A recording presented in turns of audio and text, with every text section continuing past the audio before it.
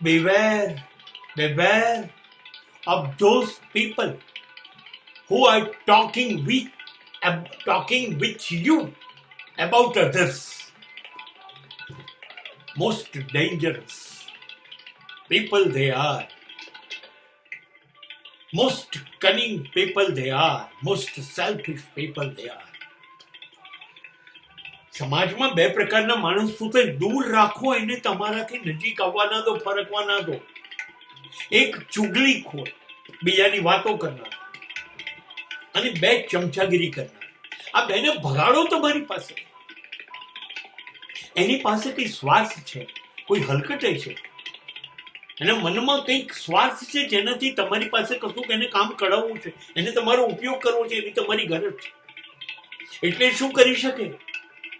એટલે એ બીજાની વાત કરશે. પેલા આમ કહેતા હતા, પેલા આમ કહેતા હતા, પેલો આમ કરતો હતો, પેલો આમ કરે છે, આ લોકો આવા છે, અને આ બધા તમારા માટે આવું બોલે છે, આ લોકો તમારા વિશે આવું વિચારે છે.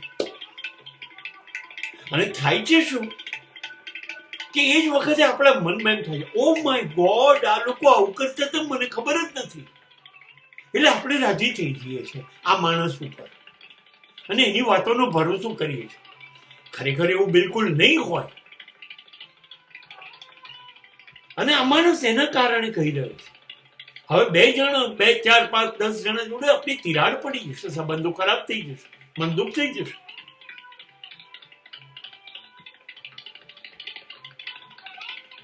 અને હવે એ લોકો શરૂ કરશે બીજા પ્રકારના માણસો, કાં તો એ તમારે યસમેન બની જશે અને હંમેશા એવું કહેશે, તમે બહુ જ સારા છો, તમારું આ સારું, તમારું આ સારું, તમારો સ્વભાવ સંભાળો, તમારું ઘર, તમારી ગાડી, તમારી પત્ની, તમારા બાળકો, બધું સરસ છે, તમારા વખાણ કરે છે.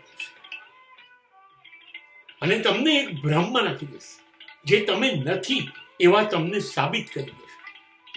તમારા મનમાં તમારું ચિત્ર બદલાઈ જાય, ઓહો, હું આટલો બધો મહાન છું, મને ખબર જ નહોતી. અને આમ કરીને તમને ખુશ કરીને એ તમારું કામ, પોતાની જે જરૂર છે એ પૂરી કરી કાઢશે. એક વાત સ્પષ્ટ છે,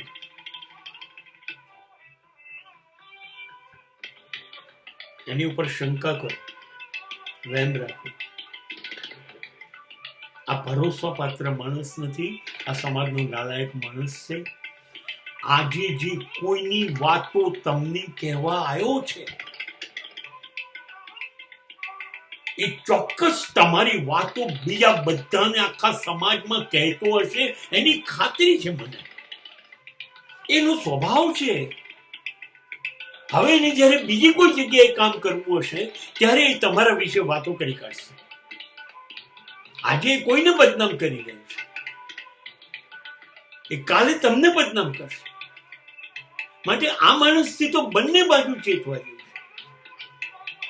એની પાસે ચુગલીખોર અને ચમચાગીરી કરનારા માણસને તો સમાજે છોડી જ દેવા જોઈએ. એને એની અસલિયતનો પરિચય થશે કે આ રસ્તો નથી, આ રીતે કામ નહીં થઈ શકે, એને ખબર પડી જશે.